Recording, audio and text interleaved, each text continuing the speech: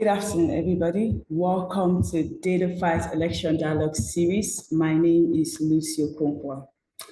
Today, we're going to be diving into the dynamics of opposition politics in Nigeria, looking at what role the opposition really plays in strengthening our democracy and how much political parties are actually driven by public interest. We'll take a closer look at the emergence of the ADC.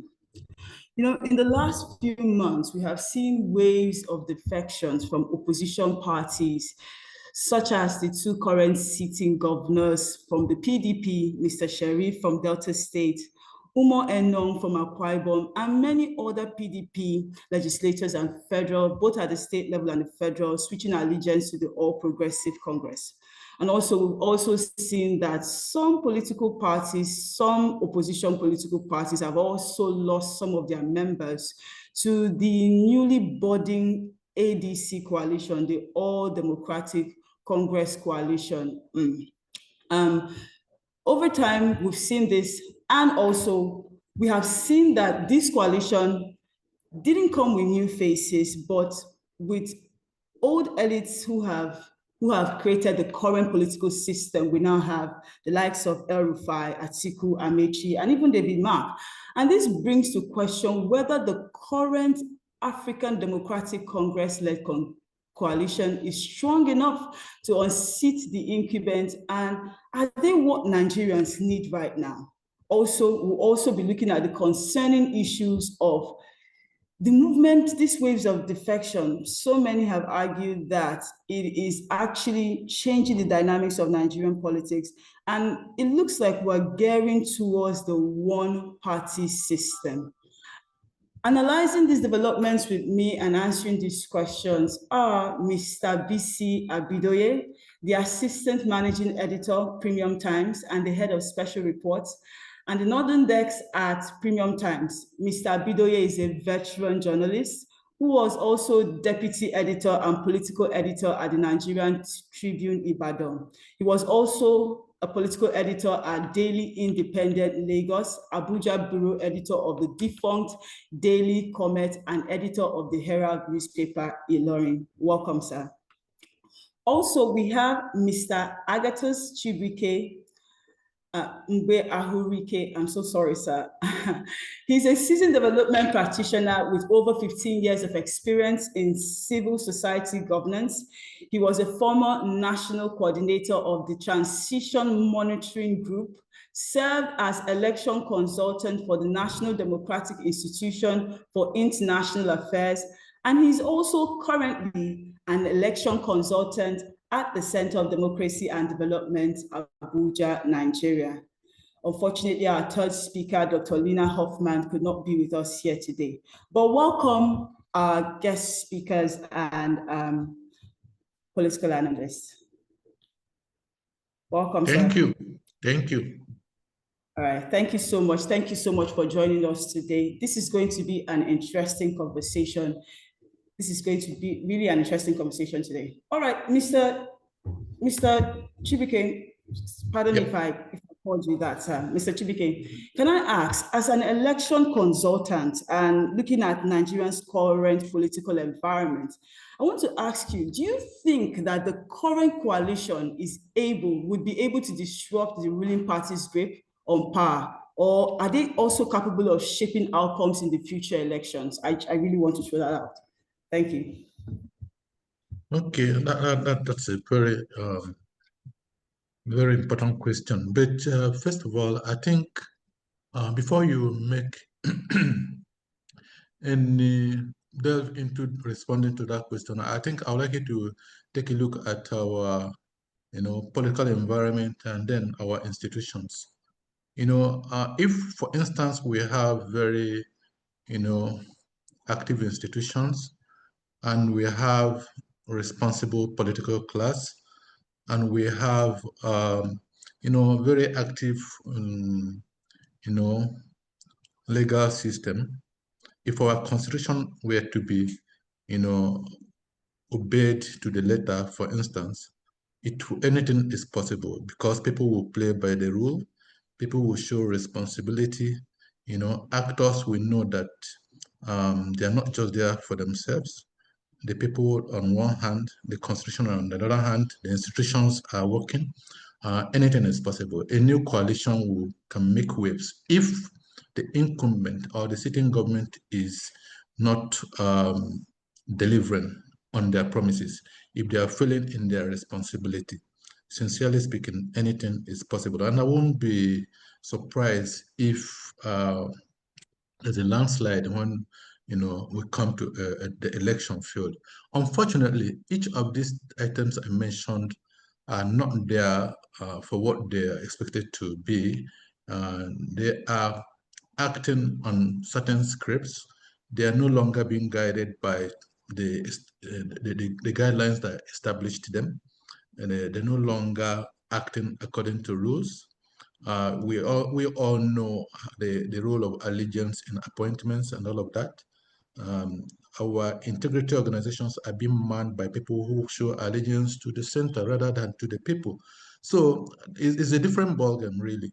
And again, the new coalition is also made up of people who have been in the system for a while, and I do not remember how they fared during their time. Okay, so the most unfortunate thing is that people are not really in the equation here. If people who are actually the deciding factor, those who have the responsibility to choose who should govern them, indeed they are in the picture or in the equation, we can begin to talk about the viability of our votes. But all that we've been discussing is about, it will boil down to election day. People cast their votes. If you want to say the coalition, whether they'll be able to unseat or make impact, it boils down to you and I, exercising our franchise. Unfortunately, we are not too sure what will become of our franchise on election day. So the things in consideration here is beyond what you and I know in a working democracy. The actors have imported a lot more issues that doesn't count, but that will work for them at the expense of the people. So to answer your question straight away, the coalition are not going to be different from what we have seen before. It's about clout and power chasing. If you win power, you make do what you want to do with it, not for the people really. So I'm not expecting any real magic.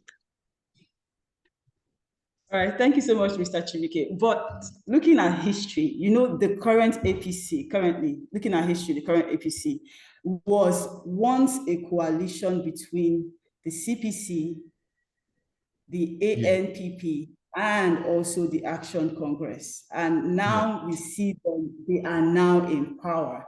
I will throw this question to Mr. Abidoye. Picking back on what Mr. Chibuike said about factors, there are certain factors that would affect, that might actually pivot this thing in the favor of either the coalition, or we can see the incumbent coming back in. And I've seen some of your write-ups, premium time write-ups on, this new coalition that came in place. I really wanted to ask, what factors would you think, Mr. Abidoye, would determine the coalition's potential to shift the political balance? Like Mr. Chibuike said, there's a possibility that we might see a shift, or we might see that, in fact, the incumbent can come back in. But what factor do you think will be that thing that the coalition can leverage on that will shift this, shift the political balance, or actually maim their own interest in this coming election in 2027?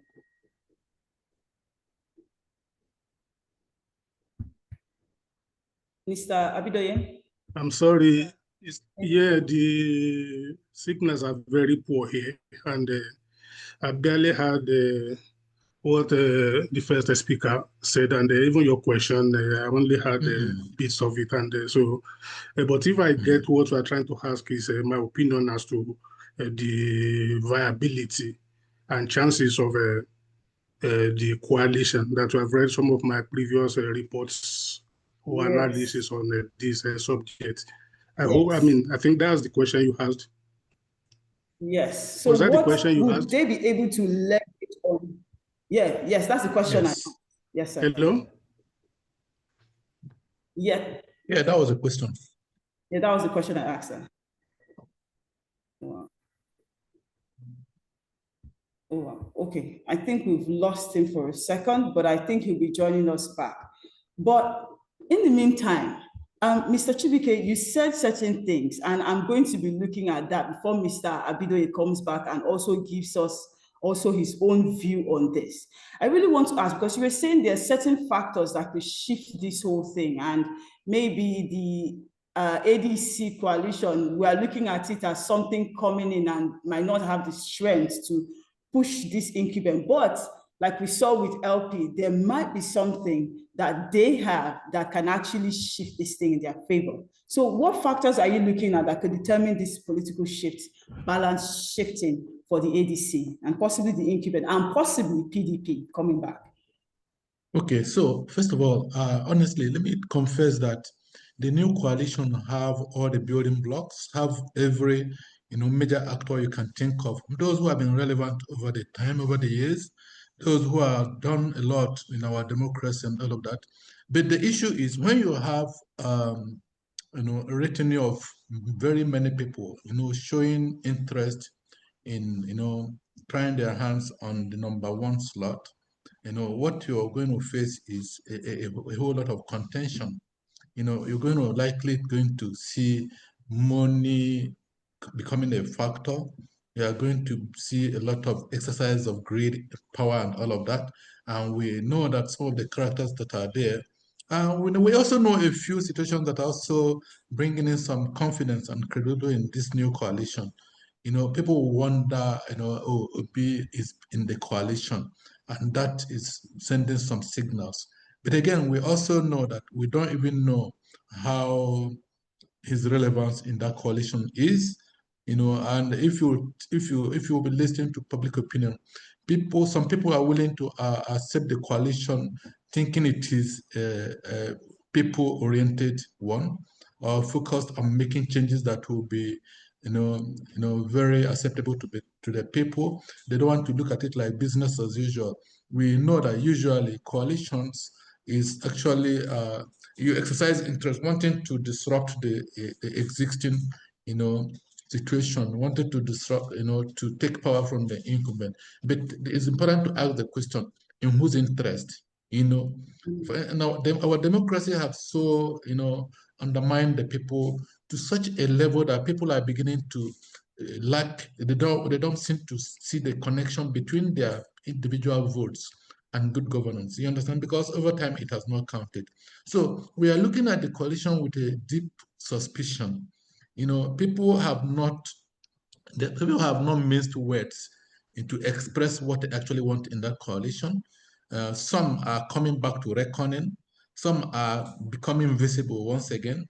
A coalition is a platform that gives people visibility. For instance, people who were there in heydays of democracy when democracy was battered in 1999, some are no longer visible, some are no longer relevant. This gives them all of that. And it's an assemblage of people, very, very, very serious politicians, people who have been there over time. Now, how are they going to sort themselves out in such a way that there will be that opposition we're actually itching for? Not just an opposition that can make impact during the election. Don't forget that the people in power right now, I can describe them as being ruthless, seriously speaking. They have positioned themselves adequately at every corner. And like I said, if it is where institutions and laws are working, individuals that are working in the present arrangement will know that they are working for the Nigerian people. But the level of allegiance to the person who have brought them in is something else. You can't discountenance that. Are they there to make sure, for instance, 2027 will be credible? No, of course, the 2023 experience is still very much with us. And who tells you that if it could happen in 2023, now they have a lot more, arsenals to make it happen in 2027. And mind you, when you're already seated comfortably and at top Nigerian resources, for God's sake, there's no decline between what you want to deploy the resources for. So we are already beginning to see people, they are beginning to dish out a lot of huge resources, paying visits to states and the communities, dishing out and all of this. Is not just about trying to show concern, it's also about watering the ground for 2027. So the coalition, the issue before them now is, they are not giving us a good signal that they are not power drunk or they are not power tasked.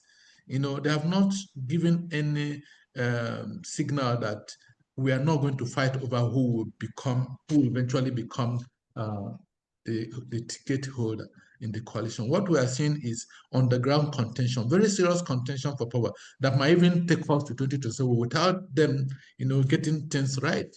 And all of this will work well for the incumbent. So those are the things I see. We have not seen much to give us the much needed hope, that is going to be, that will do things differently. But the difference between this time and when the current party walked away from the PDP then was, it's not only the political class. The Nigerian people were also very distraught with the party at the time.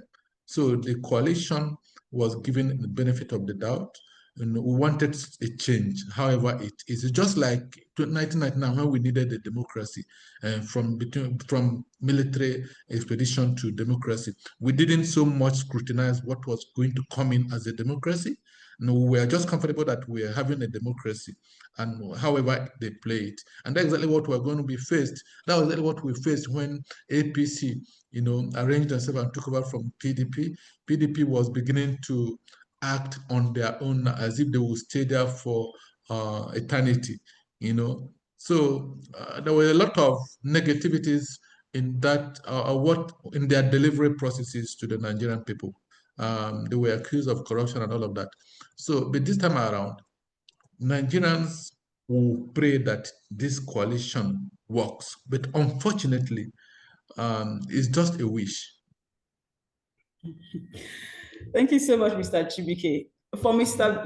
Abidoye, I will throw this question to you. There's something Mr. Chibuike said that is quite interesting. He said something about the Nigerian voters, the Nigerians being disrouted, being, they were so, we are so like, we couldn't take this anymore.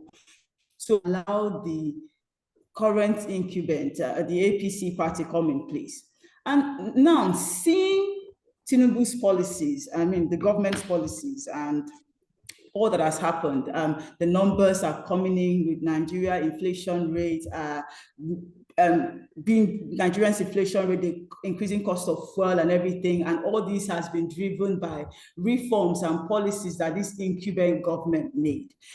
Do you think that this would actually play in the favor of the new coalition, Mr. Abidoye?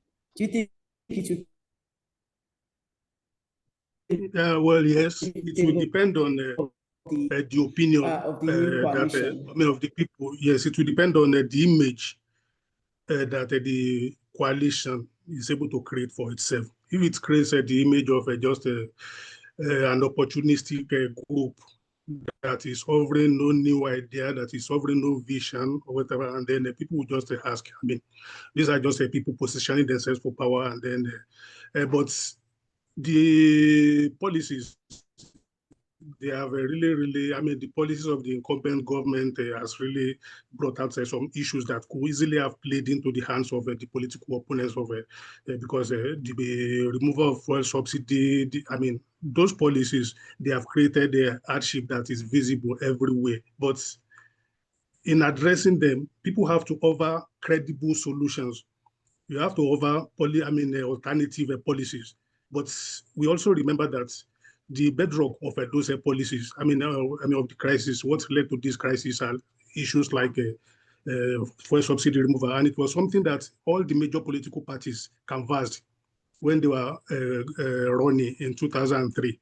The major candidates, Atiku, Obi, and Tinubu. So if that policy has brought about this level of hardship? What are you going to do differently? Are you going to reverse the policy? I mean, the policy, or are you going to? I mean, or are you going to address the problems that? I mean, they have not communicated that. They need to communicate it, or just tell us if they are changing their minds about the policies. They have to explain that to us, but we don't have that yet.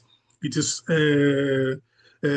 people are really frustrated, but the coalition has to be able to convert that frustration to transform it into hope.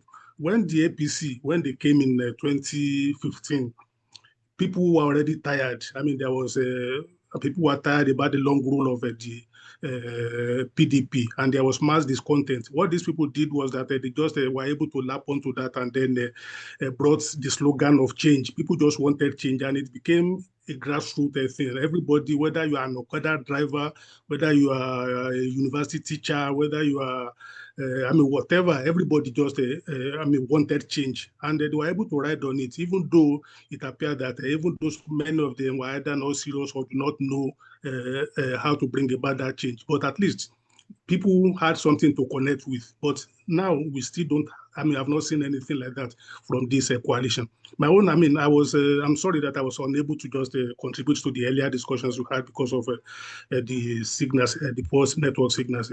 But about the coalition itself, you know, the problem it has now is that it's like the initial enthusiasm that people had when they came out, that it was misplaced because what we have seen subsequently, and having been able to just look deeply at what is going on, is that just maybe some major politicians, especially the former Vice President Atiku, just led the group of his friends out of the PDP, and then is looking to woo Peter Obi of the Labour Party to join the coalition. If you take Peter Obi away from that coalition, then what you have is just Atiku and his friends.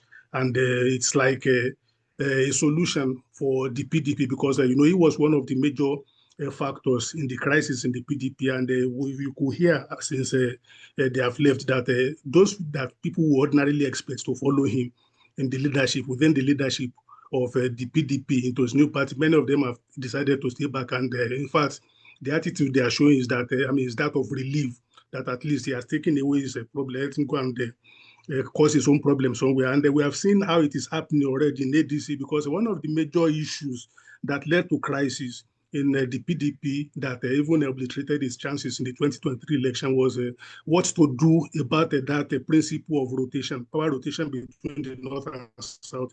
And then the PDP was persuaded to just swat aside that principle and open its primary to everybody who could. And Atiku won. And that is the same thing that we are seeing within this coalition. So it is surprising to political analysts that those are issues that they should have resolved.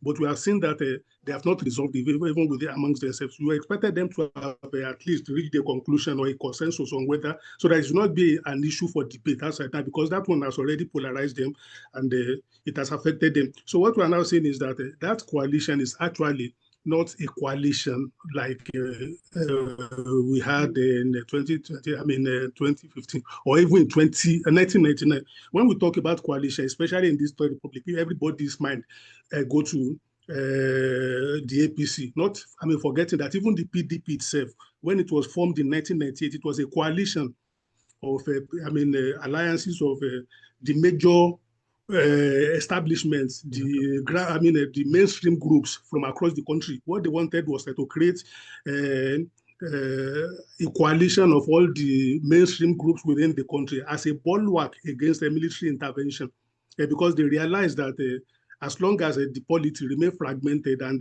there was so much division, the military could always play the discontent of one group against the other and then to seize power. So they wanted to create a group like that, whereby you had somebody like former Vice President Ekweme from the MPN stay in the same party with Abubakar Rimi, who was on the, so all of them, they agreed to come together. So that was the first coalition. It was a coalition of people who represented the specific political, maybe ideologies or even sections. But in this group, the only major figures that I've seen, that I can see, they are just two. I mean, Atiku, who is the main one, and then trying to bring in Peter Obi, who who has one leg in now and then the other leg out. So that's my own understanding of this situation. So I've not seen any coherence in this coalition. I've not seen anything unless, I mean, things may change, but as long as it remains the way it is, because the first order that they have to scale will be that of producing a presidential candidate. And how are they going to do it if they can't even agree on whether it should be something that should, anybody from any part of the country can contest in, or something that will respect the National Convention of Rotation of Power? They have to agree on that. If they can't agree on that, I don't see. In fact, what I see is that some of them may depart from it, and you already see.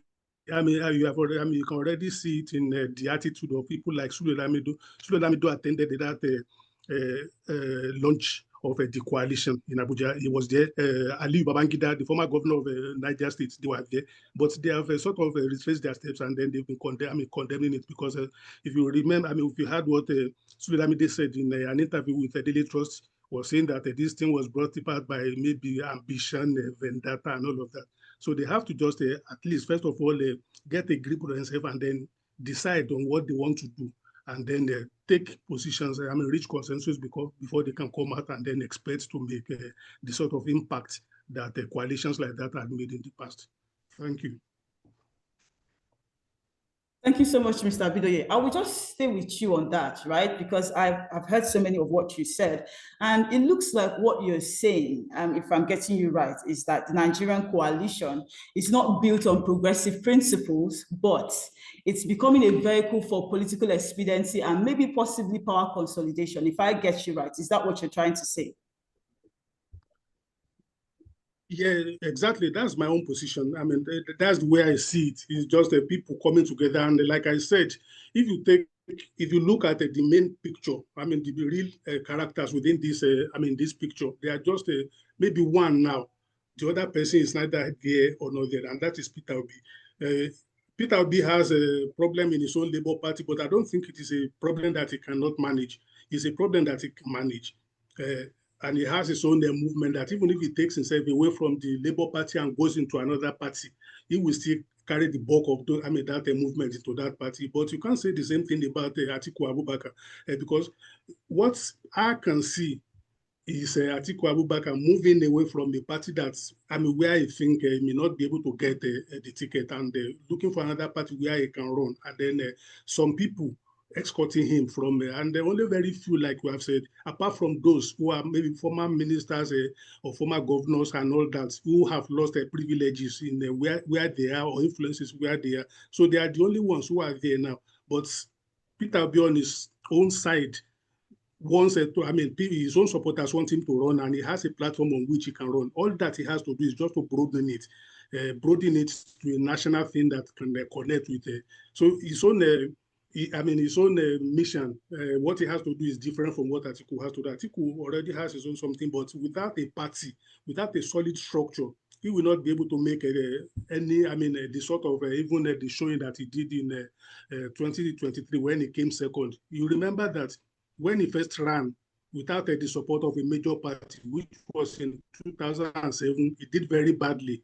But when he went back to the PDP in 2019 and got the ticket, he did. That was the best election that was able to run. But so he needs the party more than somebody like Obi. Obi left the PDP in the midst of their primary, just close to the elections, and then he went, formed the party, and then what he did was almost revolutionary. It was something that almost resulted in him defeating the establishment. So the coalition, it has to first of all sort itself out. Let us know who is in and who is out before we can really begin to project about what he will be able to do in challenging the APC or in running a government. Thank you. Thank you so much, Mr. Abidoye. I'll be coming back to you, Mr. Chibuike. This wave of movement, the movement of people from different parties, I was looking at the news articles being released in the last few months, and I'm just seeing people moving from the YPP, the LP, the PDP. They are just moving. And the funny thing, or the most interesting thing about that, is that they are moving towards the APC. They are not forming another, they're not moving into another party like the LP to make it stronger. They're not moving into another party like the PDP to make it stronger. They're actually moving into the incumbent government. And I really want to ask this question. To what extent do you think the strength and the functionality of opposition party serve as a safeguard for democratic accountability and institutional checks in Nigeria? How do they do that? How important is opposition parties to ensuring democratic accountability and institutional checks? Okay, so don't be surprised about the movements we see. It's also to tell you that our democracy is still fledgling. There's no much of ideological, stability yet. People are still free to move from one party to the other. I mean, if you have, if ordinarily before you become a member of a political party, you're supposed to, check out what their ideology is, what their objectives is, understand the kind of people that make up that political party. We have conservatives, we have Democrats, we have all sorts of people with different shades of ideology. But here, it's about people looking to see where does their interests, where their interests being adequately represented or taken care of. I mean, and where the interest taken care of, that there is their political party.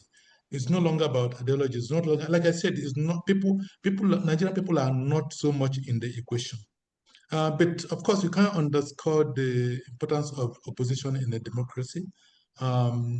We know it. What we're talking about now, the coalition. Nigerian people have been very disturbed. That the kind of opposition we have is also not strong enough. There's a difference between having people who are complaining about, the political arrangement or political situation. We are not necessarily opposition. Opposition, if they lose power, there actually is not much to lament about. If you are a real politician or a real political party, once you lose power and the people's votes count, what I will tell you is that you failed in your responsibility to meet up to the expectation of the people or to keep, your promises. Those are the things that will enable a voter to say, look, I'm not voting for this political party because they did not deliver to their promises. But if you are an opposition because you have suddenly lost power and you're no longer relevant, and then you are ever ready to move to another platform, of course, you're also telling the Nigerian people that you can't even stand for anything. It means you can fall for anything. You have to stand for something so that you don't fall for anything. Opposition brings a lot of checks and balances in the system. And that's why they have so much to do. It's only in Nigeria opposition will be looking for what to do. And honestly, it's not just about, making media statements or releases. You are supposed to scrutinize the policies we are talking about. You understand? For instance, we have had be over time to say, okay, if I have if I become the president, I will still have removed the fuel subsidy. But the approach of the removal would have been far different from what we saw. Mind you, the current guy, introduced the policy on his swearing-in day.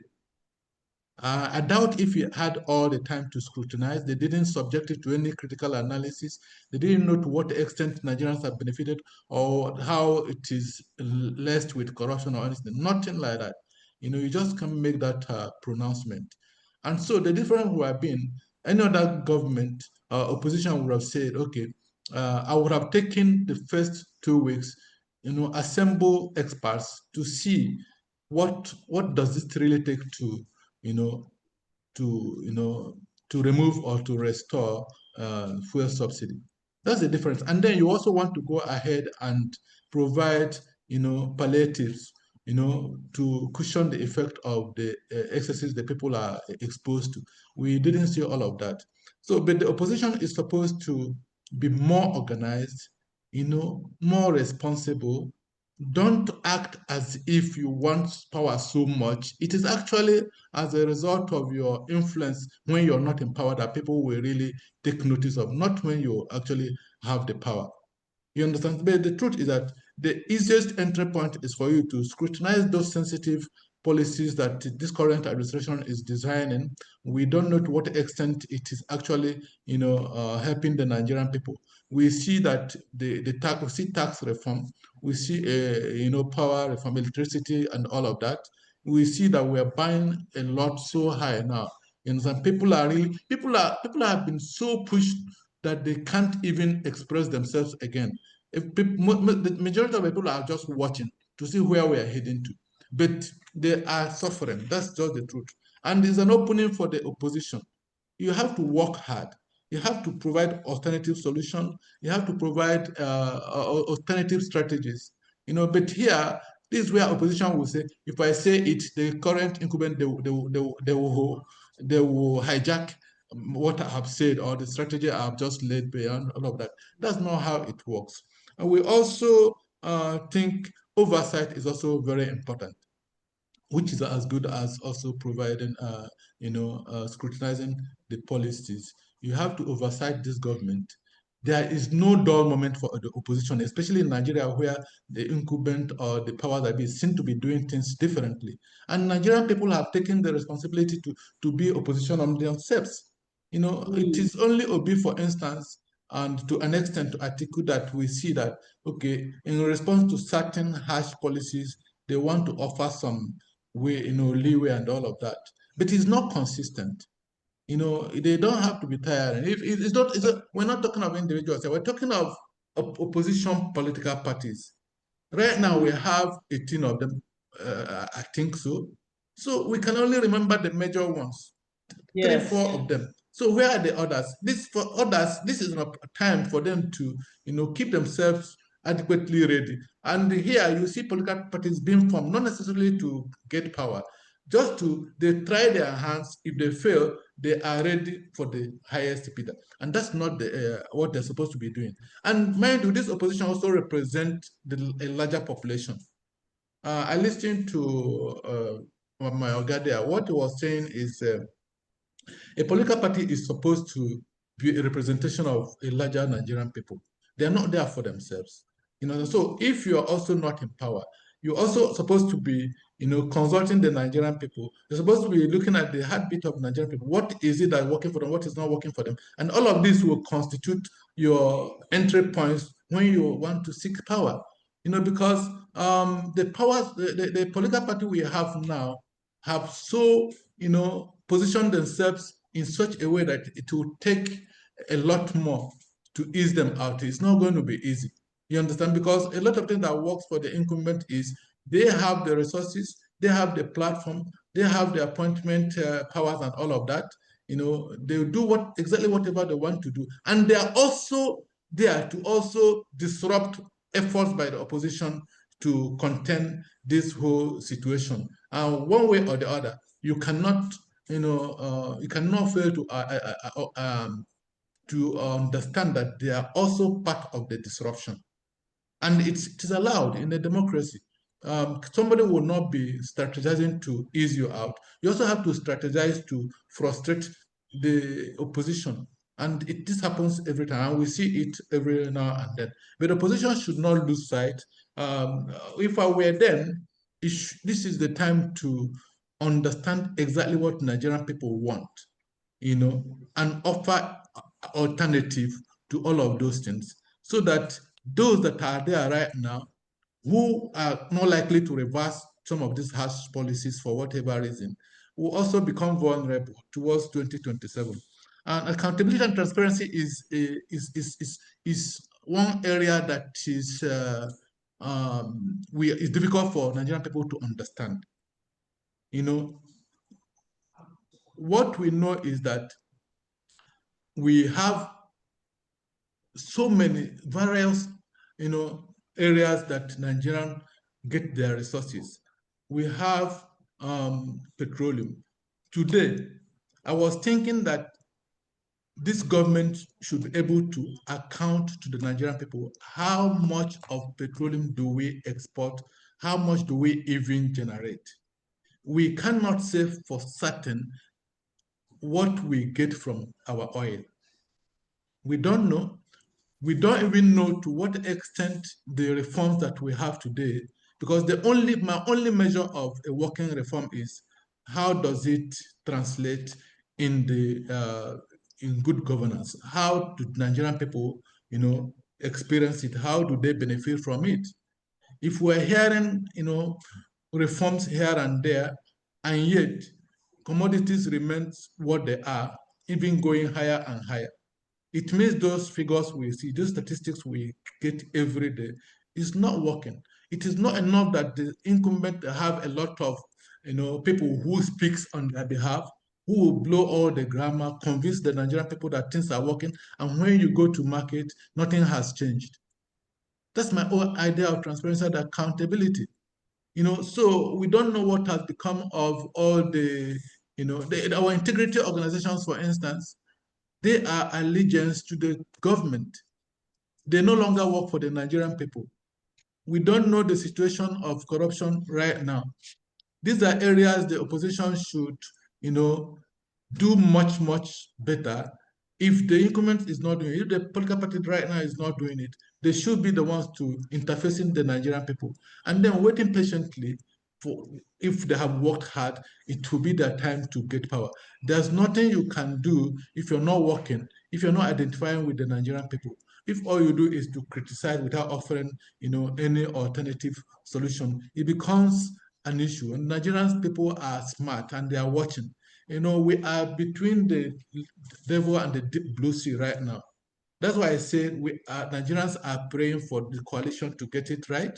If they fail to get it right, we will not have no choice. The two choices before Nigerian people is to not to go out in 2027 to vote, because they don't want to vote to a government they are not interested in.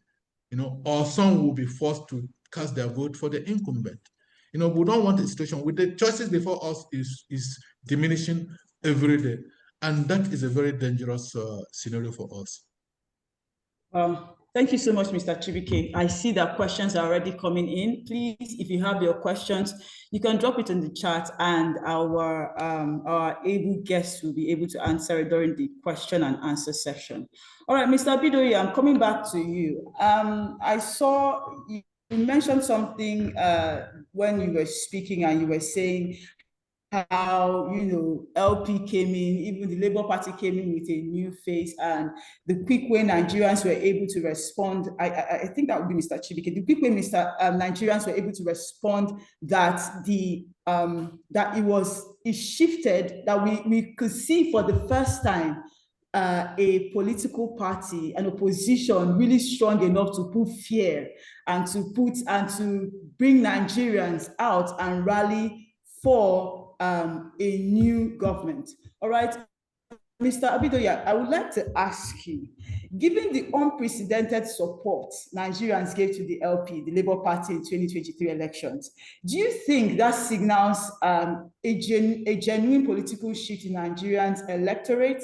And is the country truly prepared to embrace new political actors or parties beyond the traditional power blocks? Mr. Abidoye.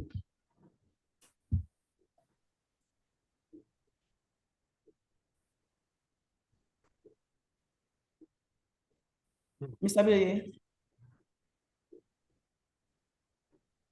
Oh, I think he's just give me a minute. I think his network is his network just logged him out.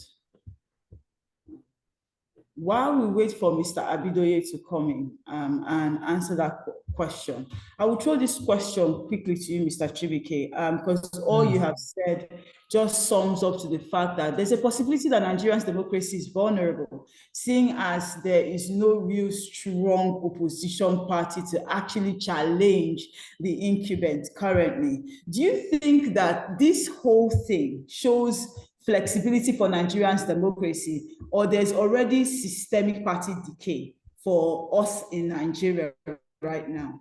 What do you think? I mean, it's a systemic decay, and it's not only on this party activities. Every sector is facing the same systemic situation. You understand? Like I said, in Nigerian politics, what defines our participation is far more different from what we have seen in other jurisdictions. For instance, this is a place where you will see people venturing into politics, not necessarily to serve others, but to make life more meaningful for themselves and the families. And we have seen much of this. So the reason why people move from one place to the other, if this place is becoming too hot for me, I want to go where it's going to be comfortable for me. I hope I've not deviated from your question. We're talking about whether it's a systemic democratic vulnerability. Okay, yeah. So, okay. Democratic vulnerability really is both. If you ask me, our democracy is vulnerable to the extent that the actors are not playing to the rule, and they are deviating from guidelines that guides, party participation. Seriously, both systemic and vulnerability of our democracy. Because what makes our democracy very strong and you know um, very strong and responsible is the fact that people are playing to the rules, and we have institutions. For instance, we have the Independent National Electoral Commission. Over and again, we have accused the Independent National Electoral Commission of keeping mum over what is happening with this party, defections and all of that. We have also seen situations where even the judiciary have, jumped into the arena to also come out with even far worse situations that seem to, entertain the excesses of these actors. So what do I think is, if all the institutions are working, very actively to put a check on the actors, right now, I don't even know how we can call the actors to order. There's a constitutional provision on what will cause that kind of defection. There has to be a situation in the political parties that are difficult to settle. For instance, if there's crisis in a political party that they can no longer, agree or disagree, a political actor can look for another platform where his objectives or aspirations can be, guaranteed. But what we see these days is situations where if you're no longer, the incentives are lower, incentives are becoming the real consideration these days. If you lose in your former party, you are willing to move to another platform, not necessarily because there is crisis in your party, not necessarily because there is differences that cannot be sorted out, simply because you want to identify with where the actions are, where the resources can be guaranteed, where power can be guaranteed, and all of that. So if you look at that, it's a Nigerian situation. The systemic problem that is causing this is also a vulnerability to our democracy, because our democracy will not move forward if the actors are acting, in dissonance with what is expected of them, and if they also lose sight of the fact that, good governance is supposed to be a yardstick or a working democracy. Our democracy cannot be only for the actors alone.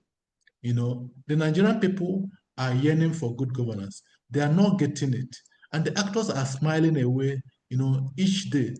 And they're not we are seeing what they are doing, both in the National Assembly, both in the presidency, both in anywhere you look at it, see that the attitude of the actors is far different from, what the Nigerian people, are experiencing. So we want a situation where people will enter into politics for the purpose of delivering services to the Nigerian people. And that's the underlying, where they can guarantee security for the Nigerian people, where people will exist meaningfully, live a good life, and all of that. These things are not guaranteed in the Nigerian democracy. But what we see is the major actors who are very ruthless. They don't care about the opinion of the Nigerian people. They don't care about how we feel or how we cast our votes, and we're no longer in the equation. So it's possible we will go out there and vote, and your vote will not count.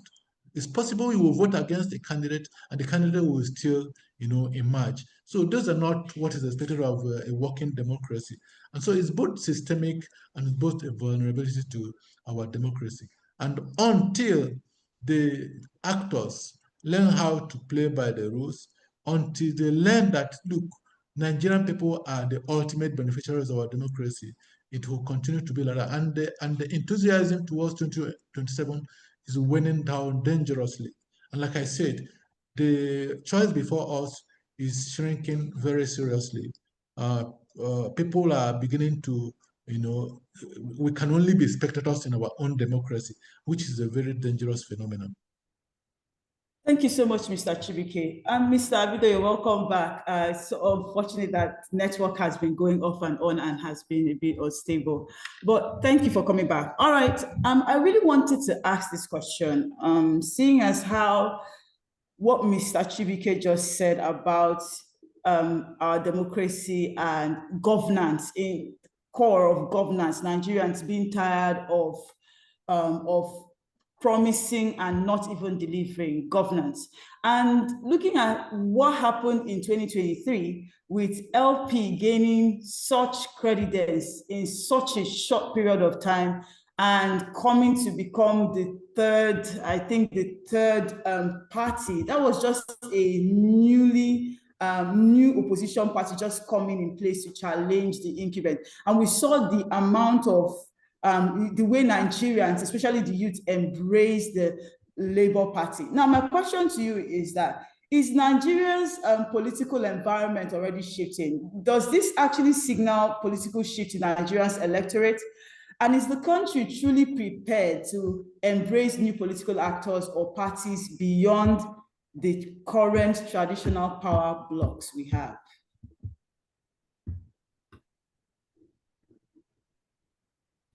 You're muted, sir.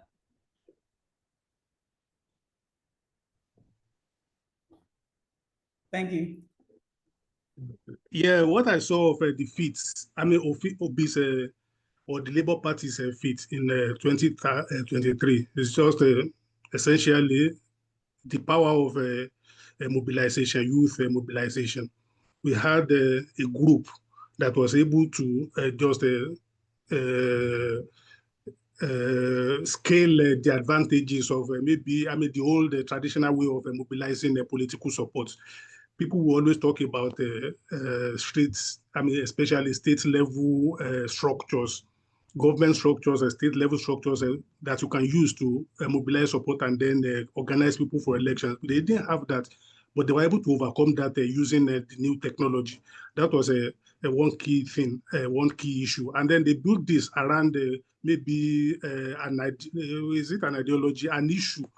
They wanted a new crop of leaders, and then they projected somebody as the symbol of that, and they were able to market that person and then get a massive support, especially outside the Southeast. Because if you look at the support in the Southeast, there are other factors also attached to it, which also helped the Labour Party at that level. So what they were able to do was to just demonstrate that if you have a good message and then enthusiasm, you can always take your message to voters and then get them out to come out and vote. So that was what they did.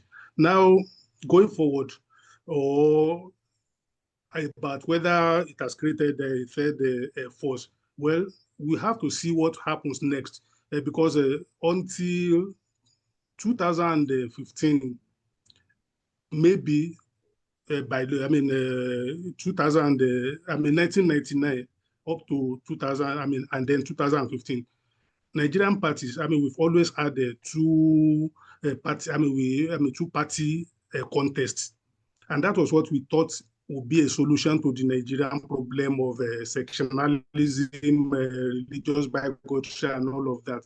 We're always working. We thought maybe the American example, whereby the the Democratic Party and the Republican Party, they have stabilized the American politics. We thought that if we had such a thing in Nigeria, then at least we could be guaranteed that either of the two parties will represent the entire nation, and then they can contest on the basis of ideology. But before then, what we had was that sectional parties, parties based on a section of where the leader comes from. So the Labour Party, what they did was that in 2015, they broke again that two-party structure and gave us, challenged them.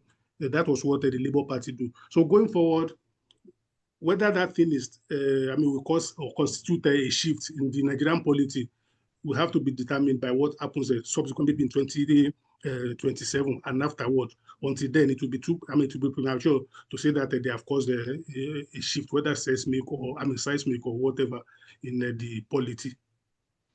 Thank you. Thank you so much, Mr. Abidoye. I will stay on you for a moment. I'm going to proceed with asking this question, especially the role that media plays in, keeping accountability, checks, transparency, especially in our electoral processes. I wanted to ask, and I think this question actually came from a participant, and he asked, how do we construe unpopularity? Is it through media reports or is it through social media trends? How is media playing a role in defining and giving the electorate, where to focus on, the political parties, and giving the electorate the storyline and the whole blueprint for Nigeria's elections? Yeah, the role of the media is very clear in the political process, and in elections especially, because the media frames the political narrative, they set agenda, and then the way they report issues, whether they focus on conflicts or whether they focus on policies, always help in refining or defining polity. So the media, they have that, those key roles. They influence public perception. For example, the digital media and the traditional media, what we have continued to see now is that the role is no longer limited, and the influence of the traditional media is being eroded by the digital media.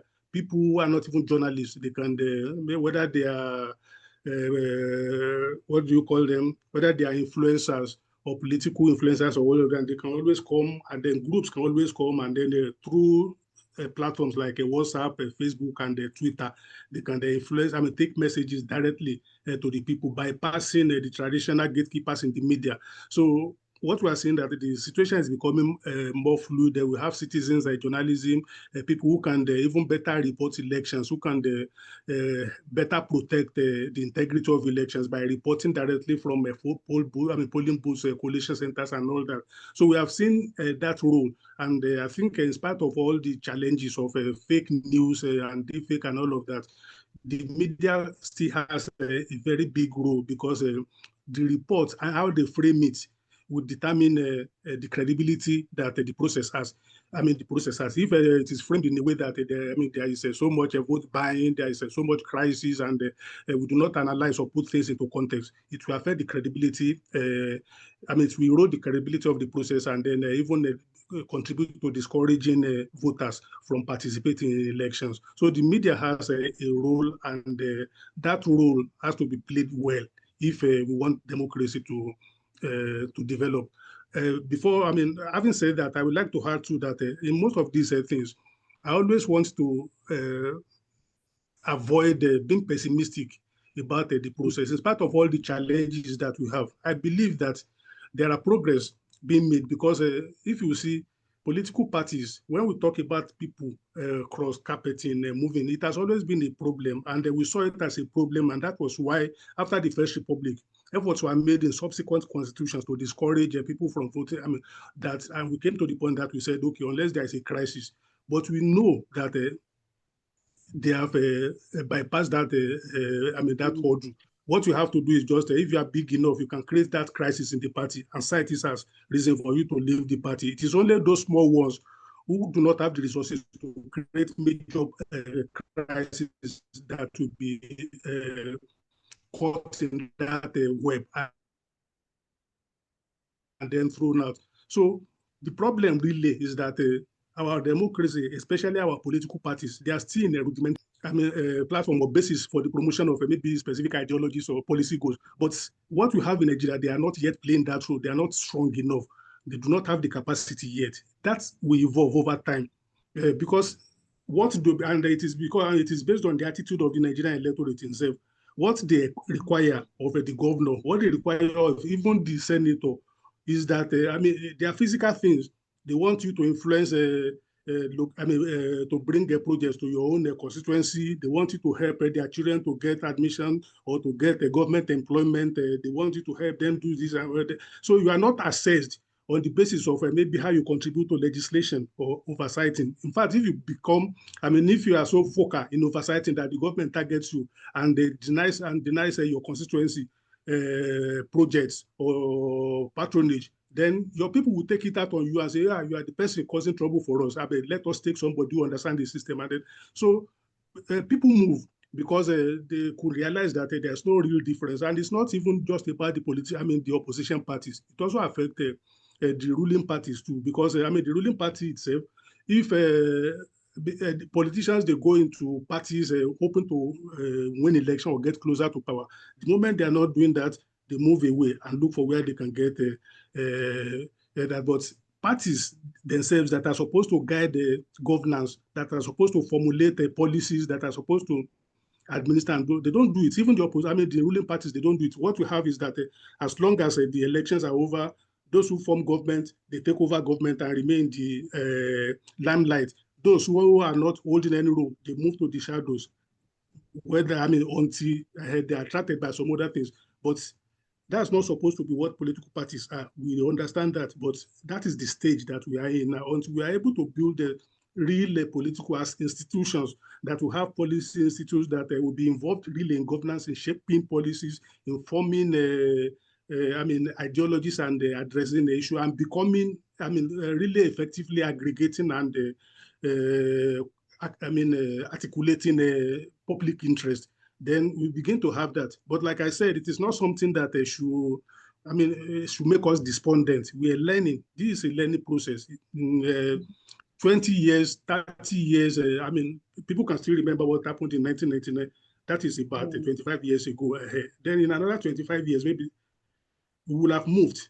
It will be incremental. It will not be revolutionary. If it's revolutionary, it may disrupt a lot of things. So I always want to encourage when I speak that people should always rather see a half-filled glass rather than a half-empty glass. Because if you don't have that attitude that things are not working, then you are fighting trouble, which was the type of things that happened in the First Republic. Everybody thought that the real things, the real demons stopping Nigerian progress were the political leaders. They did away with all of them. And now, you know that most of those leaders, they are now still our examples, the model for good governance. Because we were impatient with them, we didn't understand. So we have to always sow hope, communicate hope. While we challenge and watchdog the political actors, we always have to communicate hope about the entire process. Because if we don't, human beings, we can tolerate anything except anarchy. And if that anarchy comes, nobody gains from it. So thanks. Thank you so much, Mr. Abidoye. All right, now we'll be going to the questions. I see that we have lots of questions in the chat. And Mr. Chibuike, there's a question here for you from Mr. Dayo Olaide. Please, if you still have your questions, you can still post them on the chat, and then we'll be asking our guest speakers. All right, this is the question, Mr. Chibuike, from Dayo Olaide. And if I'm correct, he said, you mentioned the absence of citizens' voice in the current effort to create a new coalition. Are you worried about this? And he also said, what's your advice for public engagement? What should citizens be saying or asking of the process? And what does this lack of citizens' involvement say about political culture and democracy in Nigeria? That's the question. Or should I myself? No, it's fine. It's fine. A question is coming from one mentor I look up to, like that. But that's the more reason I should take it very seriously. Honestly, when I say there isn't much of citizens' voice in the ongoing coalition, it's not like it's entirely missing. But what I expected the coalition, proponents to do, for instance, is to get themselves accustomed or conversant with the interests of the public, because yes, they are making their effort, they don't seem to be getting it right, but the Nigerian people are talking. If you look at alternative platforms, the social media now, you see people are talking, people are expecting them to get things right. Like I said, the choices before all is very lean, but a coalition that means well for the Nigerian people should understand the heartbeat of the people, should understand the opinion of people. How are they weighing into this ongoing attempt to form a coalition? Anything that is short of representing the interest of the Nigerian people will be looked at with suspicion, and that's where we differ really. It's not as if Nigerian people are not talking. They may not directly, make contributions to those discussions, but they are talking, hoping that the coalition proponents will be listening and they'll be seeing what is of interest to the Nigerian people. It is not different from what has been our interest in the larger democracy. A lot has been missing. Nigerian people are not being taken into consideration. Now, if the coalition will be going ahead with their effort and they are not also considering the Nigerian people, and it becomes the same, we continue to be victims, so what are they offering differently? I wonder what the only platform Nigerian people can have to make inputs to what they are doing is through the media, and they are, like I said, they are doing that. I don't expect the coalition to go ahead, discussing among themselves without offering a new, alternatives for the Nigerian people. Like it's been established, is where Nigerian people are not interested in a coalition just to change government. You understand? A coalition that will offer the much needed solution to the Nigerian problem. We have a lot of things that are really causing problem in our democracy: insecurity, hunger, corruption. Everything you can think of is wrong in this our democracy. And Nigerian people, the only opportunity they have to choose their government is 2023. They have next opportunity in 2027. Just imagine if the Electoral Commission does not play their part very well, and Nigerian people are denied opportunity to really express themselves, express their will, it will become the same problem. Okay, just imagine if we get to post-election and we go back to the judiciary, and the judiciary did not, technicality becomes the issue. Nigerian people continue to be the losers. Our political culture is still, sincerely speaking, we are still very far away, really. Like you said, the political parties have a duty to, voter education is right on their table. They're supposed to educate the Nigerian people. They're supposed to mobilize. If you lose election this year, towards 2027, what I expect them to is to use their platform to educate, the people, educate their members, speak on those things we want to hear. I know PDP used to have what we call PDI those days, which is very, very encouraging. It's like an institute where you can train your members, where you can strategize and all of that. A technical kind of, an intellectual arm of that political party, which is lacking in most of the political parties we have today. So losing an election is not the end of the world, but if you're really sincere to serve, you work towards the next opportunity, which comes every 4 years. So unfortunately, Nigerian people should be encouraged to join political parties, because if you don't join political parties, your voice will not be heard. And also, some of our civil society, practitioners have also made themselves available to join, politics, so as to make a change. Because it seems that all our effort from outside is not working. Because you need to have a listening government or a listening opposition to even take your concerns into consideration. But if you do that as we have been doing since 1999, and it is not working. There's opportunity for us to begin to venture to enter politics to see whether we can make a change from within. That is left for individuals who are interested. But we can no longer afford to, give the platform to people who have nothing to offer. The question has been asked, why is it that the worst of us are the ones governing the best of us? It's a very sad situation. It's because the very good people are not making themselves available, or those who have what it takes are not making themselves available. And we are speaking from outside. We continue to go to the media to express ourselves. We continue to write. We continue to talk in the social media. If we are doing all of that, and the actors that want to take government are not coming to terms with what our expectations are, when they get there, the tendency is for them to also operate as if we're not in the equation. This is what we have seen. If you offer actors opportunity to debate among themselves, you will see the kind of things they talk. You will begin to wonder, are these the same people that we want to give our votes to? There's a large chunk of Nigerian population that don't even seem to know where to vote, who to vote for, simply because they are not convinced. It's not like that elsewhere. If you voted in 2023, you have opportunity to say, interface the current actors or those who are aspiring, listen to them, know what they want to offer before you decide what to do with your votes.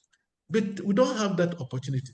The only opportunity you have is go there, put it there, and pray whatever turns out, you make do with it. But that's not the situation. Our democracy has to be deliberate. It has to be, we have to operate deliberately. Those who are aspiring to have to aspire because they have something to offer. It will interest you to know that in a county in the US, for instance, those who are designing policies at that lowest level are those who have served in reputable positions, and they now want to offer direct service to the people. So it's not riffraff. It's not, people have nothing to offer.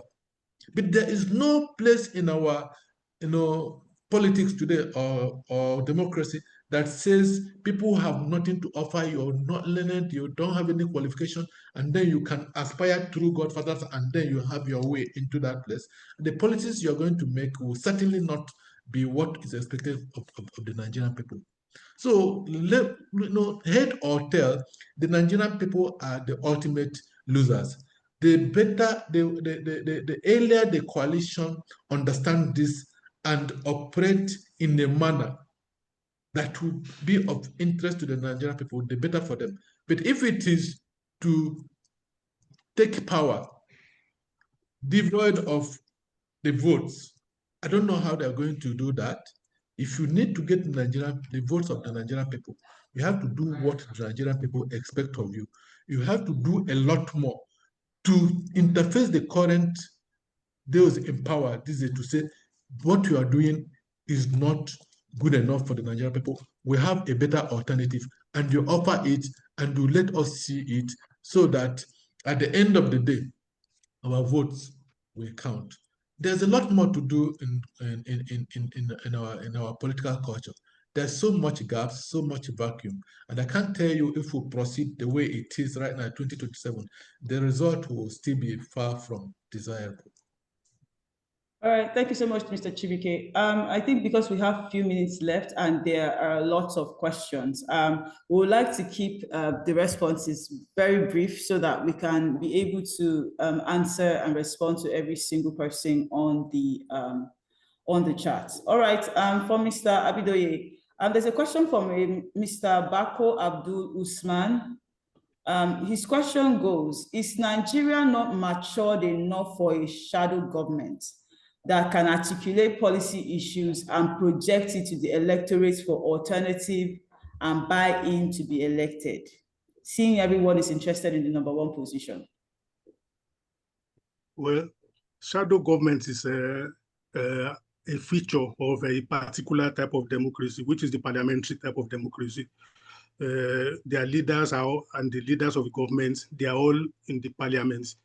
You see that even the opposition parties, they elected their leaders from parliament. So they have the same visibility, they interact, and then they can always contest. So those shadow government, they act as ministers, they keep their eyes on particular sectors of the economy or ministries that we call them here. So it's just a feature of that. But in a presidential type of democracy, it does not happen because the separation of power, the presidency holds the executive power and it doesn't sit in parliament.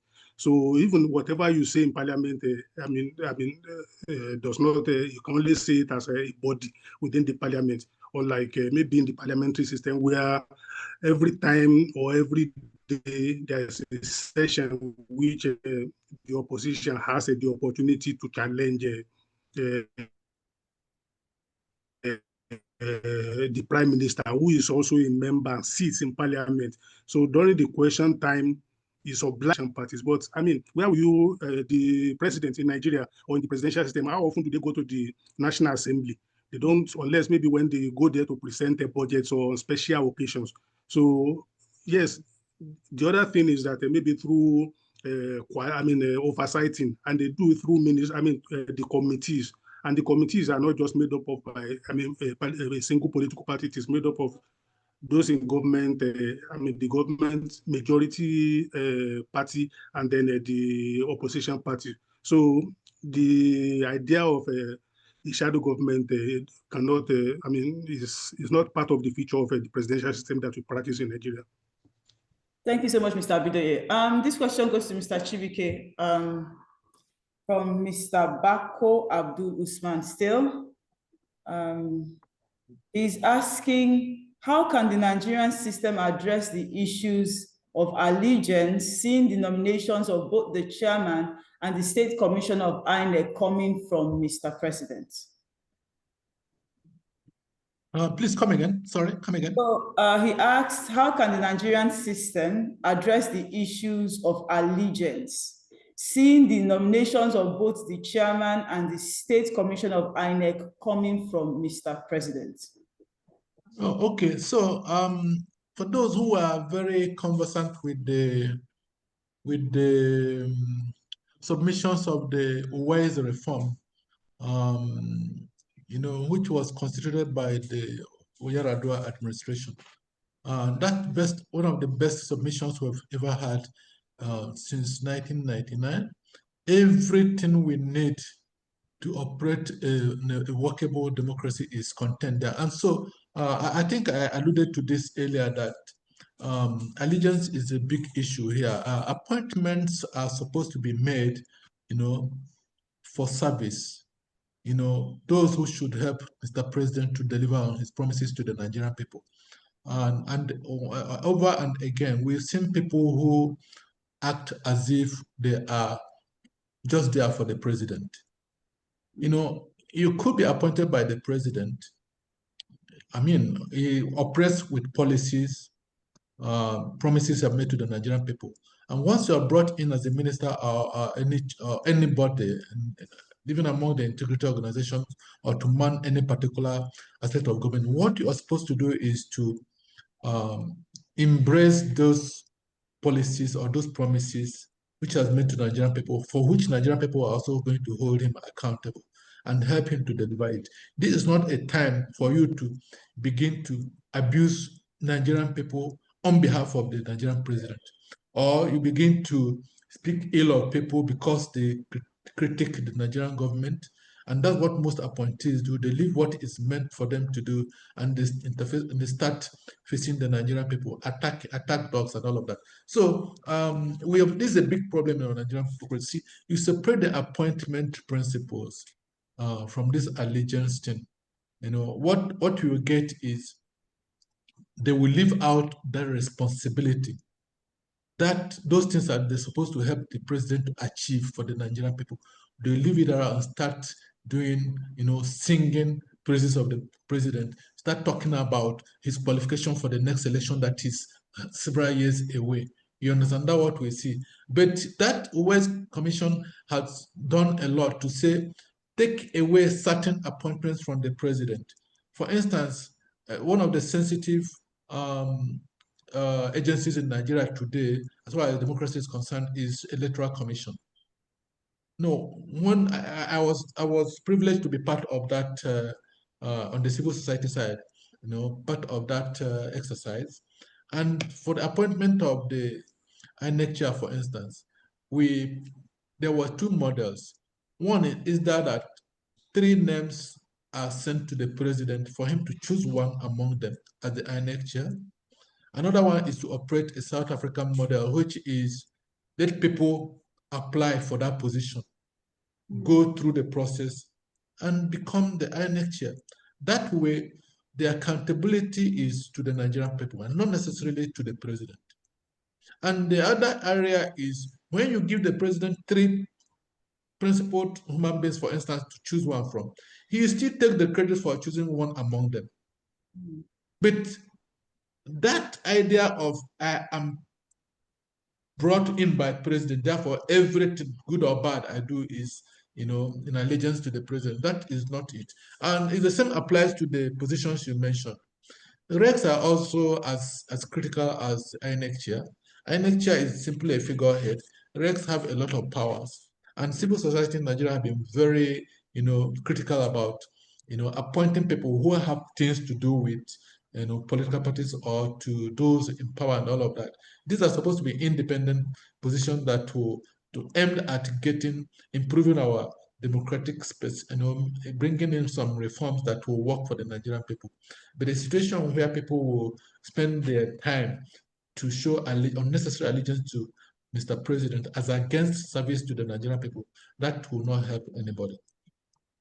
Thank you so much, Mr. Chibuike. One last question from our participants. This question goes to Mr. Abidoye. How can the media build audience trust such that it redirects the attention from influencers and other disruptive agencies to them to lead the education and insights required for civic action and electoral intelligence? Yeah, simply by just playing its role very well. The constitutional role, if you play it conscientiously, then you get the type of resource that we have. I mean, the advent of the new technology, new media technology, is a problem for everybody, and it is affecting not just the media, it is affecting every part of human life. And we have to just see how we can filter the bad sides of those, of the technology, and then so that we can continue to use it for the good purpose. Because the service that they offer to, they are genuine, but a lot of people, what we now have is that they don't even rely on the conventional, traditional media. People don't rely, for their news consumption or for their information that they need. They just get it on their phone, and it can come from everywhere. We have aggregators, we have interests that are always pushing that this thing. So it will always be a problem. But in spite of all that, when the Nigerian people, they still know the credible media platforms that they trust, that when they see information from this, they know that this is a credible information.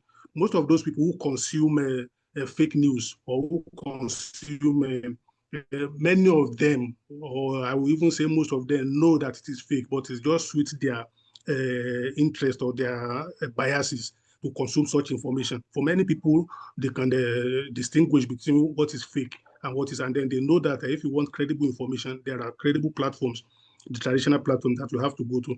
So the media has a lot of problems on itself, problem of survival. But in spite of that, I think the system has to develop a way of supporting the media to play its role, to play its role better, so that it can safeguard the system from the attack of all these negative forces from especially digital media.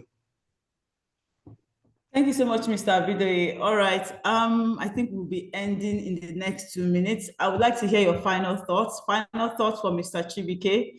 We'll go with Mr. Chibuike first. In 1 minute, your final thoughts on this. Okay, so my final thought, I know it's all about the coalition, and I think that coalition is a development that is really of interest to the Nigerian people. So we are hoping that they will show some unity, they will show some dynamism, and they should speak as if they are there for the Nigerian people. All of those things that are lacking right now, they should make promises that they will bring them in if it survives. But they should know that there are a lot of hopes, there are a lot of focus on what they are doing. Thank you for the platform. Thank you so much, Mr. Chibuike. All right, Mr. Abidoye, final thoughts. Yeah, I think the coalition too has to make up its mind as to what it wants to be.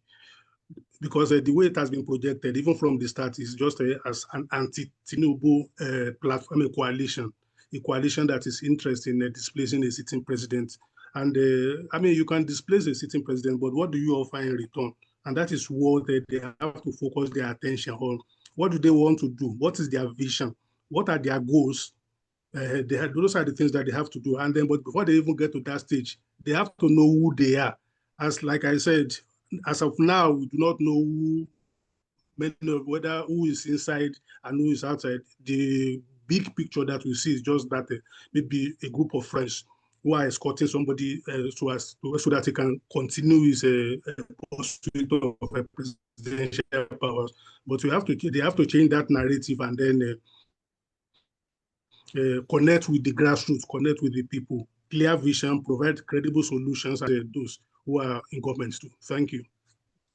Thank you so much, Mr. Chibuike. Thank you so much, Mr. Abidoye. And thank you so much to all our audience this afternoon. Until we come your way again in the next Dataphyte election series, follow us on our Instagram page, our Facebook page, and our Twitter page as we give you other updates as this 2027 general election conversation continues. From my end, Lucy, bye for now, and see you soon later. Bye. Thank you.